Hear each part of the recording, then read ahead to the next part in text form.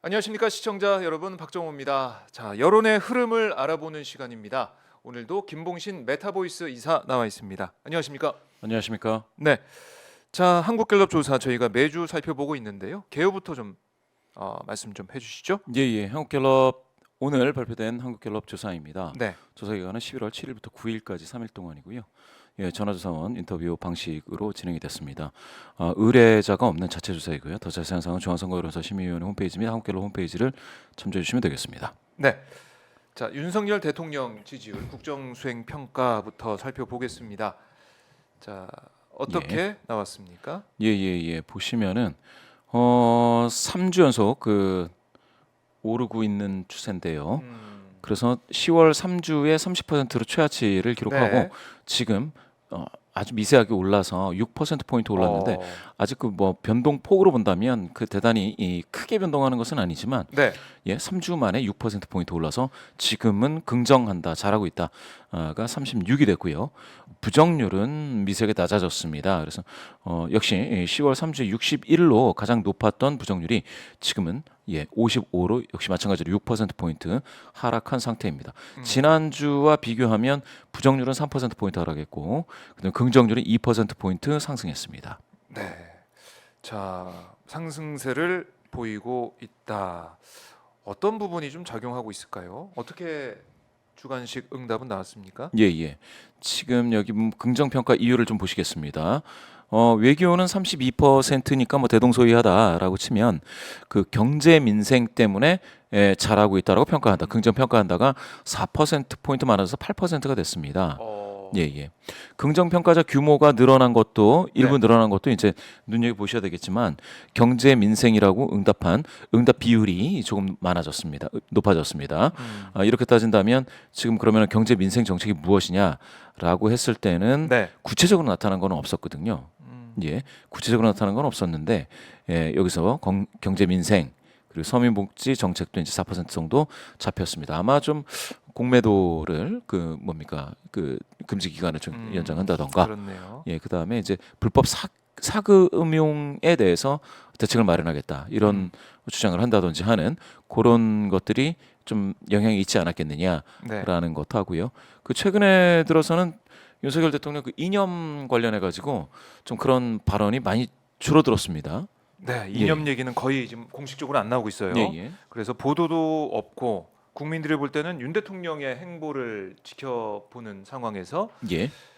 이 대화, 국민들과의 만나서 대화하는 모습이나 시장 찾는 모습이나 이런 것들이 보도가 되다 보니까 예.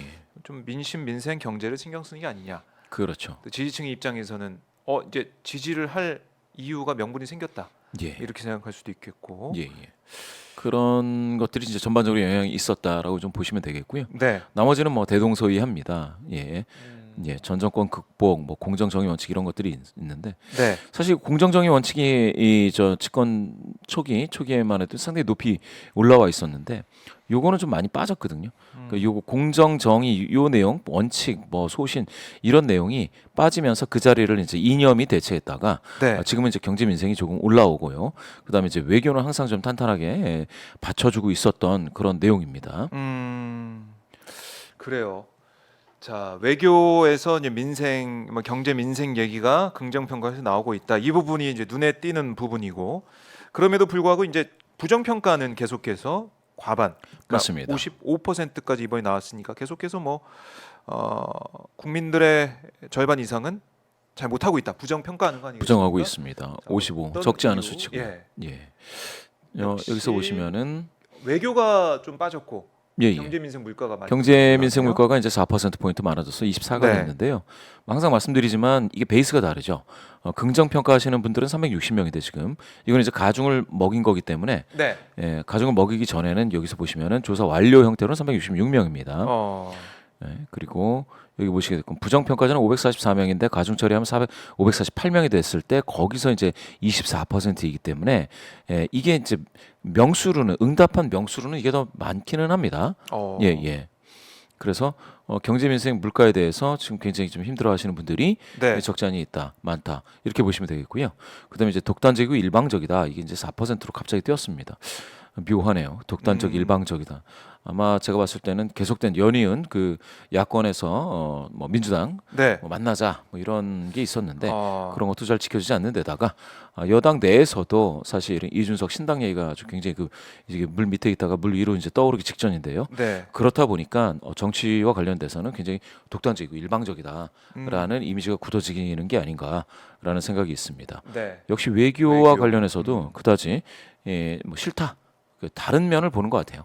외교에 있어서 좀 뭐랄까 중국 미국과의 좀 그 균형 외교를 하지 네. 않는 뭐 그런 면에서 방향에 대해서 외교 기조에 대해서 싫어하시는 분들은 이렇게 이것 때문에 싫다라고 하실 법도 합니다. 네. 예. 그리고 그리고 뭐 보면 계속 나왔던 거. 계속 나왔던 네. 내용입니다. 일본 관계라든지 후쿠시마 오염수 방류 문제는 꾸준히 언급됐고요. 여기 밑에 보시면 김건희 여사 행보도 계속 나오고 있습니다. 또한 경기도 지역 서울시 편입이라는 문제가 네. 1%로 나오고 있고요. 예. 그래서 요거는 요 경기도 지역 서울 편입 문제는 이제 단일 이슈로 이렇게 1% 나왔는데 이것도 그러면은 부정 평가의 이유로서 네. 굉장히 작용하고 있다. 예. 요게 드러나고 있다. 이렇게 보셔야죠. 이와 같이 그 긍정 평가 이유에서도 이와 같은 그 단일 이슈로 이렇게 등장하고 있는 게 가끔 예전에 보면 저 뭐죠? 만나이 네. 만나이인가요? 나이 그 저기 나이, 만나이로 예. 이제 통일하는 거 그게 이제 여기에 구체적으로 나온 적은 있었습니다.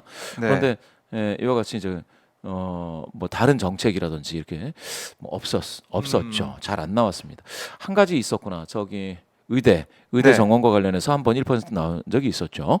예, 긍정 이유에서요. 그러나 지금은 단일 이슈로는 지금 등장하고 있는 게 네. 경기도 지역 서울시 편입에 대해서 1% 부정 이유로 부정 평가한다라는 분들 중에 그 이유로 등장을 했습니다. 그래서 경기도 지역 서울시 편입이라는 게 물론 이 1%가 뭐 김포 시민이 아닐 수도 있고 서울 시민이 아닐 수도 있겠는데요. 네. 그래도 전국적인 이슈로서 지금 국정을 담당하고 있는 대통령과 관련돼서 서울시 편입 이거는 좋아 보이지 않는다. 이렇게 좀 나오고 있습니다.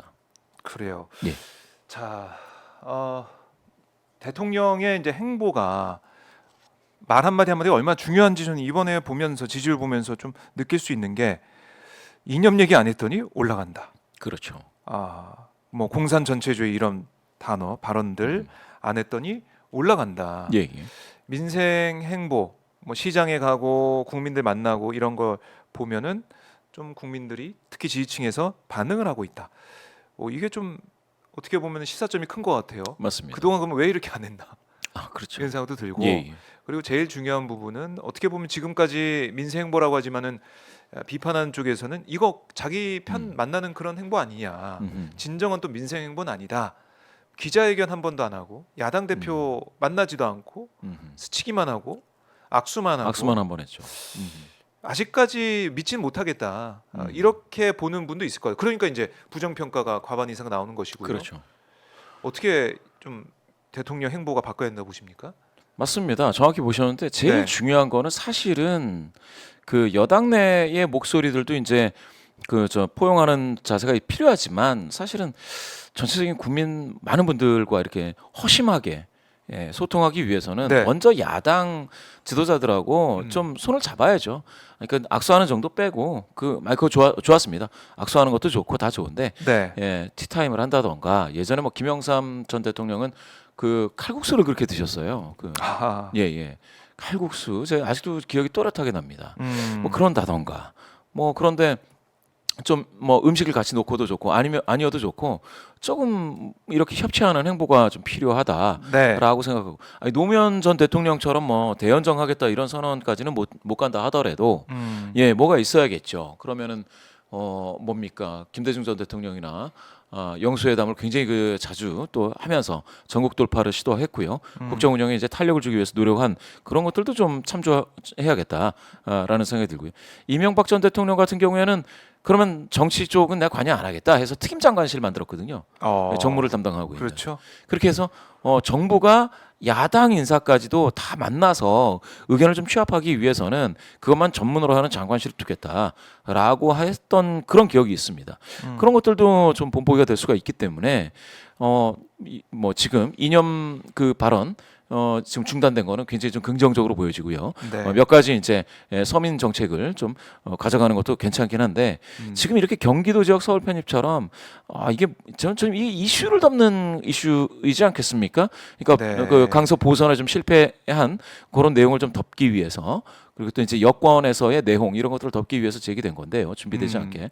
이제 이런 것들이 중요한 게 아니고 대통령이 실질적으로 국민 앞에서 완전 내려놓고 만나는 그런 네. 행보도 굉장히 중요하다. 굉장히 중요하고. 그게 안 보이고 있다. 예, 예. 그리고 이제 김건희 여사 행보 같은 경우 제가 참 안타깝기는 한데요. 김건희 여사가 이제 영부인이긴 해서 이거 행보 이게 노출이 안 돼야 된다라는 걸 의미하는 거거든요. 이렇게 나타난다라는 거는 그러면 조금이라도 대통령 긍정률에 도움이 되기 위해서는 네. 그 김건희 여사는 그 언론 노출이 안 돼야 되고 그 해외 순방 때도 뭐 안 따라가는 것도 방법이잖아요. 그러니까 해외 그 예전에도 보면은 코로나 시기에 뭡니까 문재인 대통령 같은 경우 혼자도 이제 미국을 갔었던 네. 그런 경우가 있었기 때문에 없는 경우가 아니기 때문에 김건희 여사 같은 경우에는 그 대외 행보를 안 해도 이상하지 않다. 이게 이제 여론에 계속 지금 반영이 되고 있습니다. 그래서 좀 진정성 있게 좀 다가서야 이게 좀 좋아진다. 그리고 대통령 직무 수행에서 긍정 평가가 높아진다라는 게 네. 그 국민의 삶의 질을 높여서 높아져야 되거든요. 제가 볼 때는 그러니까 이게 뭐 굿하트의 뭐 역설이라는 뭐 그런 얘기가 있습니다. 그러니까 지표가 있으면 그 지표만 올리려고 하지 그 지표가 의미하는 본질에 접근하지 못하는 거. 그러니까 이 대통령 긍정률의 본질에 접근하려면 그러면 이태원 참사의 유가족분들을 만난다거나 아니면 그런 소통 행보, 진정성 있는 소통 행보가 있고 네. 그리고 뭐 복지라든지 경제라든지 여기에 막 열심히 하는 모습을 보여서 그래서 지표가 올라가야 되는데 그냥 지표 관리에만 그러면 이제 이념 발언이 나오는 것이고 갈라치기다라는 뭐 비판도 나오는 거 아니겠습니까? 네. 그래서 저는 사실은 여기에 경제 민생 물가 이런 거 소통해야 된다. 뭐 이런 거는 정확히 여기 지금 나와 있다. 네. 갤럽 조사를 좀 보시고 행보를 좀 바꿔야 된다. 많이 바꿔야 된다. 많이 바꿔야 예, 된다. 많이 바꿔야 된다. 어떻게 보면 대통령실에서는 이제 다른 여론조사 결과도 그렇고 계속해서 좀 오름세, 그러니까 회복되는 듯한 모습을 보이기 때문에 이렇게 가면 되겠다. 이렇게 쭉 가면은 계속해서 지지율도 좀 회복을 하고 예, 예. 이념 얘기만 안 하면 되겠다. 이렇게 생각할 수도 있는데 그걸로 부족하다. 이거 한번 보시죠. 전국 예. 지표 조사 한번 보시겠습니다. 예. 요거에서 요걸 보시겠습니다. 방금 말씀하신 것처럼 네. 전국 지표 조사에서도 MBS에서도 이렇게 대통령 긍정률이 이렇게 올랐습니다. 2% 포인트. 근데 부정률도 올랐거든요, 여기서. 예, 60대 34죠. 그리고 막 오르락 내리락 하니까 그냥 요 수준을 유지해서 총선까지 가면 되겠다라고 만약에 대통령실에서 생각하신다면 네. 굉장히 좋지가 않은 판단이죠. 그래요? 그거는. 왜냐하면 방향성을 보시면 국정 방향성 있지 않습니까? 네. 요거 한번 보시겠습니다. 8월 3주에 국정 방향성 올바른 방향에다가 40이었습니다. 근데 지금 34까지 6% 포인트 하락했죠.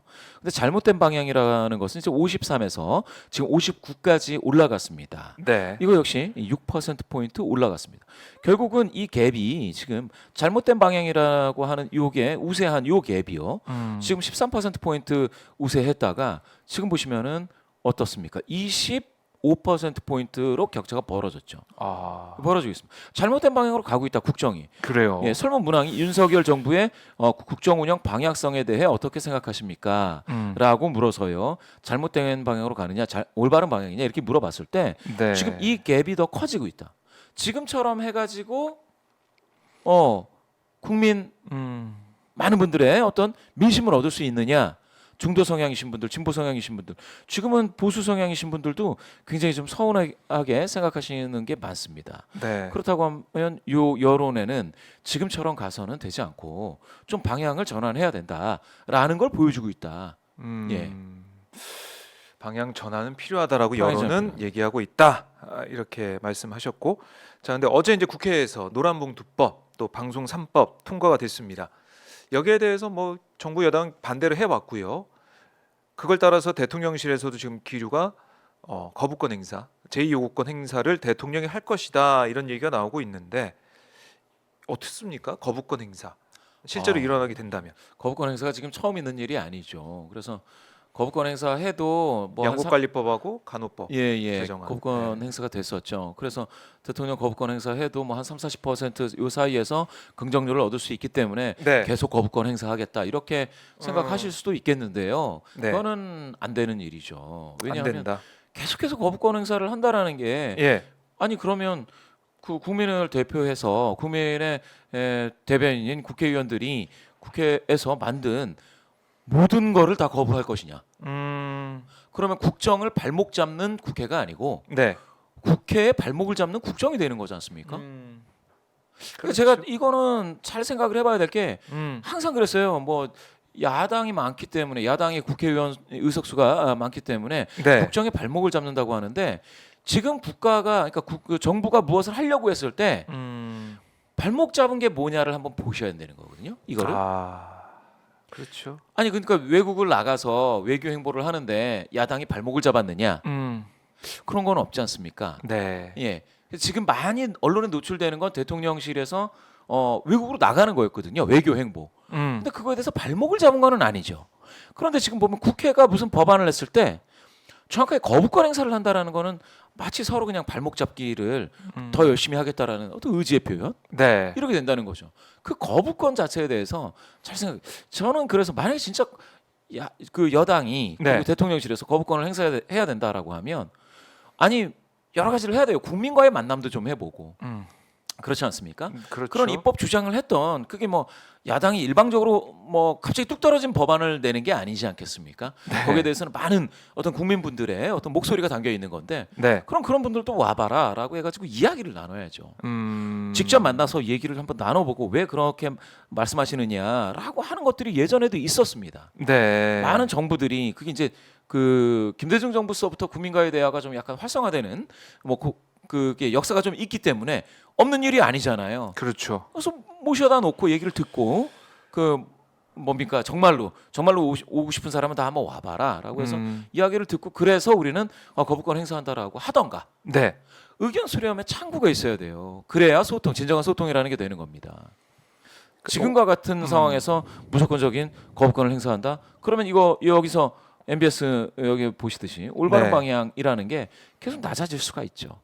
그렇게 되면 이게 약간 중기 추세거든요. 8월서부터니까 네. 중기 추세에서의 하방 압력을 계속 받고 있다라는 게 그 단기 추세에서의 여기 긍부정 평가에 또 영향이 없을 수 없다 있다라는 것이죠. 그렇게 봤을 때 뭐 당연히 총선에서는 여권은 그 뭐 선택받기 좀 어려워지는 것이고 네. 총선과 무관하게 대통령실 입장에서는 여당 소속 국회의원들 출마자들이 또 이제 공천 받고선 전부 다 이제 등 돌리고 흰색 옷 입고 나타나고 그렇지 않습니까? 예. 예. 그렇게 거리두기를 계속하게 되면 이거는 그게 바로 그 여당에서 대통령한테 쓴소리 나오고 하는 것까지는 좋은데 네. 선거에서 이제 등 돌리기 시작하면 그거는 레임덕의 조짐이죠. 조기 레임덕의 그런 거를 본다면 지금 완전 네. 바뀌어야 돼요. 바뀌어야 된다. 그래요. 바뀌어야 된다라고 얘기를 하고 있는데 바뀔지 그러니까 이제 민생 행보를 보이고 있다라고 해서 지지율은 상승세인 것 같은데 예. 과연 이게 진짜 상승세인지 아니면 뭐 지지층이 좀 결집을 하면서 지지할 그러니까 대답할 명분을 찾아가지고 이렇게 단기간에 조금 오르는 모양새 보이는지 좀 봐야 될 것 같고 좋습니다. 자, 근데 김포 서울 편이 문제 있지 않습니까? 예. 이것도 이제 어제 보면은 대통령실이 여러 각도로 협의 중이다 이렇게 얘기를 하고 있던데 근데 지방 시대와 좀 역행하는 건 아니다. 또 이렇게도 얘기하더라고요. 이 문제 자체가. 그래서 지방시대와 지금 논의가 완전히 불일치한다고 보진 않는다. 어제 안상훈 대통령실 사회수석 비서관이 얘기를 하고 있던데 글쎄요. 이 여론은 좀 어떤지 갤럽에서 조사를 했죠? 어떻습니까? 갤럽에서 나오고 이제 여러 군데 나왔는데요. 네. 한번 비교를 해보시죠. 여기 보시면 김포시를 서울로 편입하는 것에 어떻게 생각하십니까? 라는 이야기 나왔습니다. 예, 좋게 본다가 24, 좋지 않게 본다가 55. 일방적이네요. 여론의 어떤 쏠림 현상은 굉장히 일방적으로 나왔습니다. 근데 이게 그러면 지역마다 또 차이가 있을 것 같아요. 지역마다 차이가 있죠. 인천 경기에서 지금 24% 평균하고 비슷한 비율입니다. 그렇네요. 그런데 인천 경기에서 좋지 않게 본다는 비율이 59%로서 평균보다 미세하게 좀 높게 나왔죠. 결국 인천 경기 서울로 편입된다면 뭐 전라도나 저기 어디 뭐 경상북도 이런 데가 서울로 편입되지는 않을 테니 네. 인접돼 있는 인천 경기일 텐데 좋지 않게 본다가 10명 중 6명으로 나왔다라는 거. 이거는 참 그 지금 정부 여당 입장에서는 네. 이걸 추진해서 어떤 득을 볼까라는 걸 한번 생각해봐야 된다는 것입니다. 이게 전 지역에서 안 좋게 나왔죠. 한번 보십시오. 당연히 24% 정도면 전 지역에서 당연히 안 좋은 건데요. 네. 여기 보시면은 이게 어딥니까? 대구 경북 아니겠습니까? 대구 경북. 대구 경북에서도 여기서도 41%가 좋지 않게 본다고 얘기했고요. 네. 부산 울산 경남에서 48입니다. 이 응답 비율을 좀 보시면은 이거는 사실은 김포시 서울 편입에 대해서는 좋지 않게 본다라는 그런 이게 도움이 안 되네요. 선거 지형에서는. 전혀 도움이 안 되고요. 그래요. 제가 봤을 때는 이거는 그냥 이슈 덮기의 역할을 했다. 네. 보선에서 이제 실패하고 보선에서 이제 패배하고 거기에 따라서 이제 당내에서 이제 내홍까지인지는 모르겠지만 불협화음의 목소리가 계속 나오고 있죠. 네. 그리고 이제 이게 이제 혁신이까지 간 요 상황에 대해서 이제 덮는 이슈가 아니었나. 그렇게밖에 보여지지 않고요. 이게 준비된 어떤 그런 정책이겠는가 하는 것에 대해서 다수 국민이 지금 요 숫자로 보시면은 조금 의아해하고 있다. 여기 똑같은 비슷한 거를 네. 전국 지표에서도 이제 MBS 나왔습니다. 조사에서. MBS에서도 네. 여기 어디냐? 이게 얼떨떨 비치는데 이 MBS 조사도 나중에 읽어드리겠습니다. 네. 여기 보시면은 먼저 방금 말씀하신 여기 보시면 김포시 등 서울 주변 도시를 서울시로 편입하자는 논의에 대해 어떻게 생각하십니까? 효과적인 도시 경쟁력 강화 방안이다가 전국 평균 19%에 지나지 않습니다. 19%면 상당히 낮은 거죠. 네. 이게 이런 정도의 비율이라고 하는 거는 앞으로 계속 이게 나왔을 때 메가 서울이 나왔을 때 대통령 긍정률뿐만 아니라 여당의 지지율에도 굉장히 큰 하방 압력이 될 것이다라는 것들이 분명히 이렇게 나오고 있습니다. 현실성을 고려하지 않은 선거용 제한이다가 무려 68. 네. 10명 중에 7명에 가깝습니다. 지역 아까 말씀 주셨는데요. 인천 경기 지역에서는 효과적인 도시 경쟁력 강화 방안이다라는 응답이 16%에 지나지 않습니다. 전국 평균 19% 대비 미세하게 좀 낮죠. 거기에 반대로 현실성을 고려하지 않은 선거용 제한이다가 74입니다. 그러면 4명 중 3명, 인천 경기 거주하시는 4명 중 3명은 네. 지금 이게 선거용 제한이다 라고 안 좋게 보는 겁니다. 그렇네요. 그렇죠. 야, 그러면은 이게 사실은 국민의 입장에서는 예. 뭔가 판을 바꿀 수 있는 총선을 예. 겨냥한 어떻게 보면은 비장의 카드로 갈까요? 이런 식으로 등장을 했는데 예. 점점 여론은 전국적으로 보면은 좋지 않다. 물론 맞습니다. 김포 내에서는 원하는 사람들이 더 많을 수는 있겠지만 예. 전체 판으로 볼 때는 그렇게 좋아 보이진 않는다. 맞습니다. 이거를 이제 보셔야 되고요. 네. 이게 바로 전화 면접 조사에서만 이렇게 나타나고 있는 것은 아니어서 하나를 더 보시면은요. 네. 이거는 스트레이트 뉴스가 조원 CNI에 의뢰해서 전국 2,000명을 대상으로 조사를 했습니다. 메가 서울 정책에 대해서 이제 찬반을 물었는데요. 네. 국민의힘이 경기도 김포시의 서울시 편입을 당론으로 추진하겠다고 발표했는데 이에 서울과 인접한 경기도의 모든 시군을 편입해 메가 서울을 만들자는 주장도 나오고 있습니다. 교육계에서는 서울 인접 시군을 서울시 편입 정책에 대해 어떻게 생각하십니까?라고 물어봤습니다. 그리고 이제 찬반을 물어봤는데 네. 예. 이게 설문 문항을 어떻게 생각하십니까가 아니고 찬성하십니까 반대하십니까 하면 더 이제 정확한 문항인데 보시게 될 것 같으면 찬성 32.5 반대 62.5입니다. 네. 이 정도입니다. 이게 ARS 조사이다 보니까 ARS 조사는 이제 고관여자 중심으로 이제 샘플링이 되지 그렇죠. 않겠습니까? ARS가 이제 여론의 대표성보다는 고관여자들의 어떤 민감한 어떤 바글바글 끓는 그런 어떤 목소리를 담는다고 쳤을 때, 네. 그랬을 때 32.5가 나오는 이 숫자 있지 않습니까? 네. 이거는 그야말로 이제 보수 성향이신 분들도 여기에 이제 많이 들어오시고 고관여자 중에서 네. 국민의힘을 지지하시는 분들도 많이 오시기 때문에 이렇게 32.5가 나오는 건데요. 반대가 62.5입니다. 반대가 62.5 이 반대를 안고서 네. 이 정책을 계속 추진한다라는 거는 선거 때 그냥 자기 발등 찍는 거예요. 예. 인천 경기 한번 보시죠. 반대가 62.6입니다. 아. 서울에서 66입니다. 이런 걸 한번 그렇네요. 보셔야 돼요. 아니 전 지역에서 다 거의 60 가까이가 반대가 나오더라. 네. 고관여자 중심의 조사에서 이 정도로 나온다라는 거. 요걸 한번 보셔야 된다. 이것만으로 봤을 때 이거는 선거용으로는 굉장히 부적절할 뿐만 아니라 네. 국가 정책으로서도 이거는 이게 말이 되는가? 좋지가 않네요. 봐야 된다는 상황이. 것이죠. 제가 지난주에 말씀드렸다시피 네. 사실은 김포시에서 5호선 연장을 하기 위해서 건폐장, 건설물 폐기 처리장, 그쵸 건설 폐기물 처리장, 네. 그거를 막 뭐 가져오겠다 하고 서울시에 이제 이거 바꿔치겠지 않습니까? 그런 희생을 다 하는 김포시의 노력이 과연 이와 같이 서울시 편입으로 네. 해결이 될 수 있을까? 아. 오히려 처치 곤란한 서울시에서 처치 곤란한 네. 어떤 기피 시설 이런 것들이 김포시로 더 넘어갈 수 간다. 있는 그런 계기가 될 수도 있기 때문에 네. 예, 만약에 저는 공론조사 같은 거 있지 않습니까? 김포 시민을 대상으로 하는 아주 그냥 빡빡하게 그 장단점을 다 설명하고 하는 공론조사가 되면 네. 시민들도 찬성보다는 반대가 더 많을 수 있겠다. 이렇게 저는 예측을 합니다. 그래요. 자, 이걸 국민의힘에서도 자체 조사도 할 것이고 여론의 흐름을 계속 보고 있을 터인데 지난번에 국민의힘 네. 홍머식이라는 김포 시의원이신가요? 예. 그분이 뭐 85%가 뭐 찬성했다. 찬성했다. 그거 어떻게 된 거예요? 그분들이 그러니까 그 뭐 일종의 그 당원 교육, 그 국민의힘 당원이 되시려는 분이신지 당원이신지 그 모임이더라고요. 아, 모임이요? 예, 그 모임 중에서 추출을 하신 거예요. 그런데 그거를 시민을 대상으로 했다라고 하면 큰일 나죠. 그게 선거 여론조사면 당장 그 뭡니까 공직선거법 위반이 됩니다.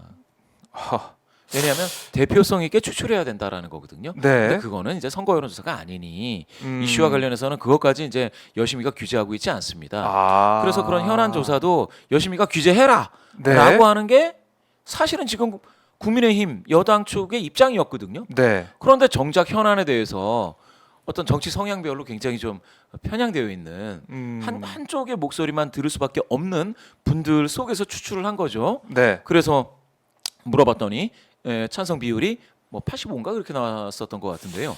그랬다라고 하는 거는 그거는 조금 시민들 중에 85라고 표현하면 안 되고요. 네. 그 김포시의 그 고관여 뭐 국민의힘 지지자 이렇게 한다든가 아니면은 뭡니까 당원 뭐 이래야죠. 그래요. 그래서 지금 여론조사를 쭉 해보니까 사실 전국적으로는 상황이 좋지가 않다. 맞습니다. 경기, 서울 다 서울 좋지 편입에 않다, 대해서. 특히. 예. 그래요. 김영민님이 실시간 후원해 주시는 너무나 감사드리고요. 댓글을 봐도 총선용이다 이렇게 얘기를 계속 하고 계시고